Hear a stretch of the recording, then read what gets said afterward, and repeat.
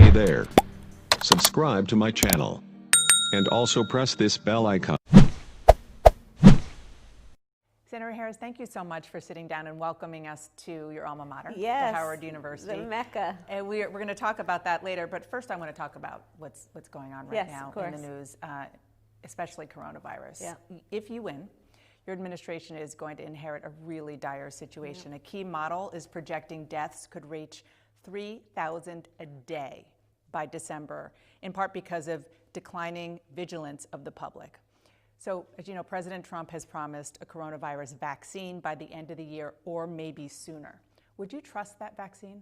I think that we have learned since this pandemic started, but really before that, that there's very little that we can trust that comes out of Donald Trump's mouth. From the beginning of this pandemic, he has called it a hoax. He has muzzled the public health experts. He has minimized the seriousness of it. He has created false expectations for the American people and American families, even though if he had listened to the scientists and the experts, he would have understood the gravity of it and the power that he as President of the United States has to actually save lives. And none of those were his priorities. His priority was to do whatever he thought was politically expedient. And no, I would not trust his word. I would trust the word of public health experts and scientists, but not Donald Trump. But do you trust that in the situation where we're in now, that the public health experts and the scientists will get the last word on the efficacy of a vaccine? If past is prologue, that they will not. They'll be muzzled. They'll be suppressed. They will be sidelined because he's looking at an election coming up in less than 60 days, and he's grasping for whatever he can get to pretend that he has been a leader on this issue when he is not. So let's just say there's a vaccine that is approved and even distributed before the election. Would you get it? Well, I think that's going to be an issue for all of us.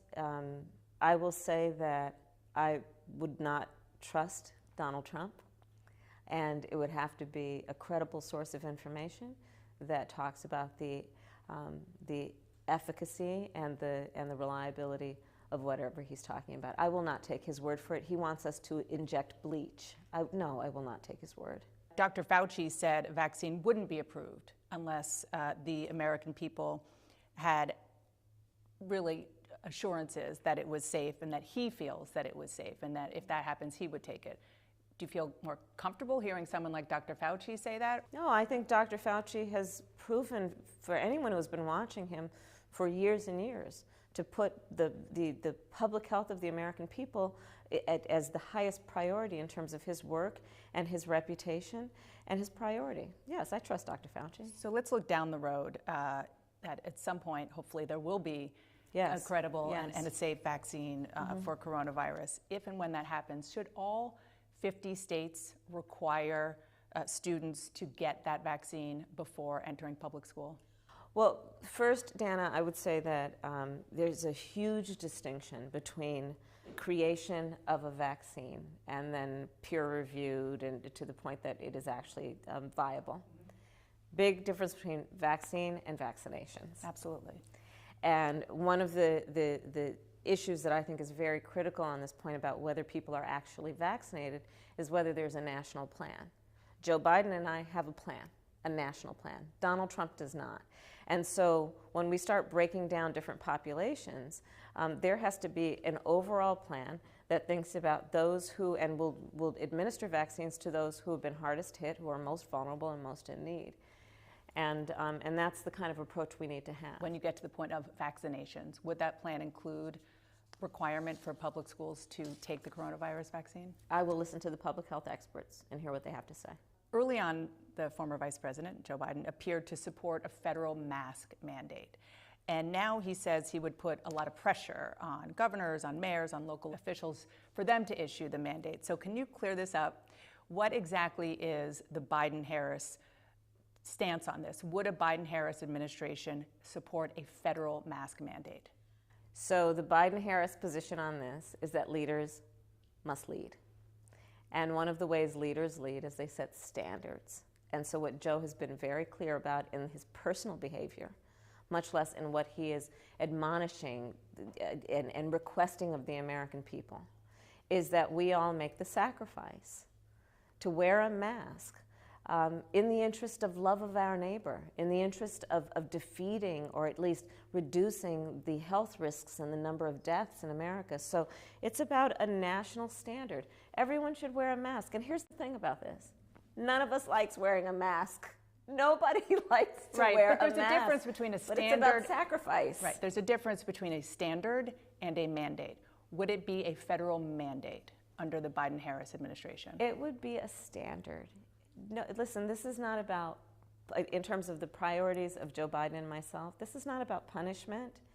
It's not about Big Brother. It is simply about saying what a leader, but what a leader says in times of crisis. And this is, you look at World War II, you look at the Great Depression, where leaders said, we each have to sacrifice for the sake of the nation and the collective, and that's what this is about. Right, and I get that, but how do you enforce a standard, especially when, as you know, there are governors who are who just don't agree with that, and they're not mandating it on the more local level? How do you enforce that? But I think that part of the issue here is that we have a president of the United States who made this a partisan issue and made it a political issue, and he had governors who fell in line with him on his politics. And you don't think it'll still be a partisan issue if you win? I hope not. I pray not, because the COVID, the virus, could care less who you voted for in the last election or who you plan to vote for in the next election.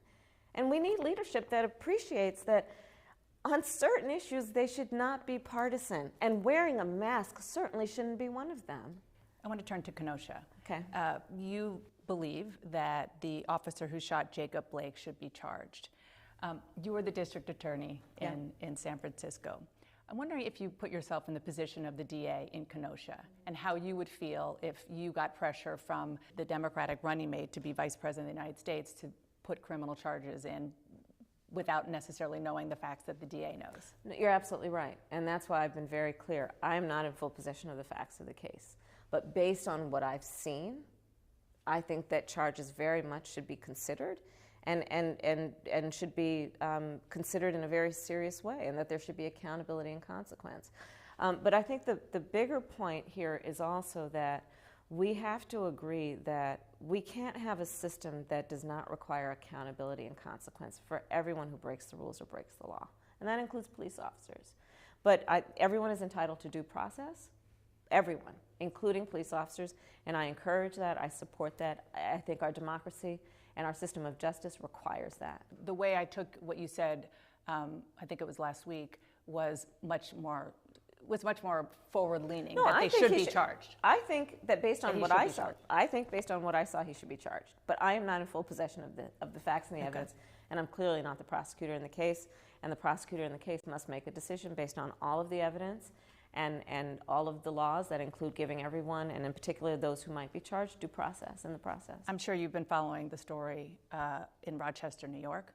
Yeah. We've had another incident. 7 officers were suspended after the death of another black man, Daniel Prude. So should those officers be charged based on what you know? I'm going to give the benefit of the doubt to the prosecutors who are involved in that case, and in particular, I know that the Attorney General the Attorney General of New York is reviewing the case, and I expect that they will review all of the evidence and make the appropriate decision. Because this is where you come from, yeah. Law enforcement, yes. and top cop is where yeah. you come from. I want to ask about something that you wrote in a 2009 book, okay. Which is, if we take a show of hands of those who would like to see more police officers on the streets, mine would shoot up. And then in June of this year, you said to the New York Times, it is status quo thinking to believe that putting more police on the streets creates more safety. That's wrong. So my question for you now, in retrospect, looking at your time as DA and as Attorney General of California through the lens of 2020, did you help contribute to what you describe as a status quo thinking, that more police equals more safety? I am very clear that we have got to, in America, reimagine how we are accomplishing public safety.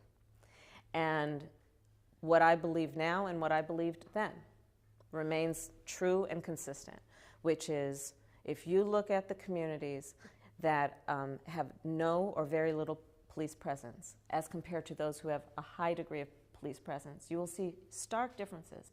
And one of them is this. If you go into any upper-class suburb in America, you will not see police presence, but what you will see are well-funded public schools, high rates of home ownership, small businesses that have access to capital. You'll see families who have jobs where they don't have to worry about getting to the end of the month and feeding their children.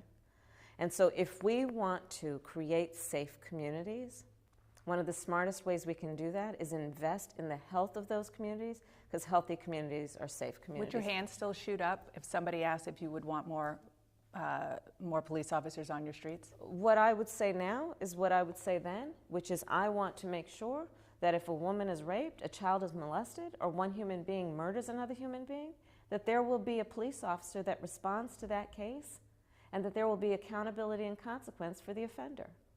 Yes.